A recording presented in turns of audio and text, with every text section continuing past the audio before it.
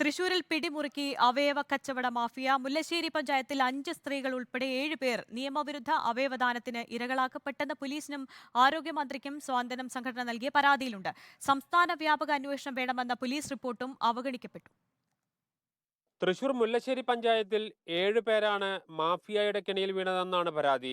അവയവദാനത്തിൽ സ്ത്രീകളാണ് പ്രധാന ഇടനിലക്കാരെന്ന് മുല്ലശ്ശേരി മുൻ പഞ്ചായത്ത് പ്രസിഡന്റ് CA ബാബു പറഞ്ഞു. പോലീസിന് പരാതി നൽകിയിട്ടും നടപടിയുണ്ടായില്ലെന്നും സ്വാതന്ത്ര്യ സംഘടന വ്യക്തമാക്കുന്നു. സ്ത്രീകളുടെ സാമ്പത്തിക പിന്നോക്കാവസ്ഥ ഈ മേഖലയിൽ ഈ മുല്ലശ്ശേരി പഞ്ചായത്തിൽ മാത്രമല്ല, ഈ തീരദേശ മേഖലയിലുള്ള ആ പ്രദേശത്തൊക്കെ തന്നെ ആ സ്ത്രീകളുടെ പിന്നോക്കാവസ്ഥ ഒരു മുതലെടുക്കുകയും ചെയ്യുന്നത്.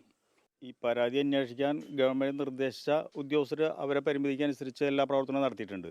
അവർ പറയണത് സ്റ്റേറ്റ് ലെവല് ഒരു പ്രത്യേക ടീം തന്നെ അന്വേഷിച്ചാലോ ഇതിലെ വേണ്ട കാര്യങ്ങൾ നടക്കും. വൃക്കദാനം ചെയ്തവരിൽ 5 സ്ത്രീകളുണ്ട്. സംഭവത്തിൽ ഇടനിലക്കാരെ പിടികൂടണമെന്നതാണ് പ്രധാന ആവശ്യം.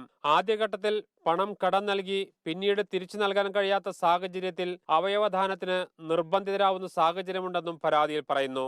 മുഖ്യമന്ത്രിക്കും ആരോഗ്യവകുപ്പിനും വീണ്ടും പരാതി നൽകിയിരിക്കുകയാണ് സ്വാതന്ത്ര്യം സംഘടന. റിപ്പോർട്ടർ, തൃശൂർ.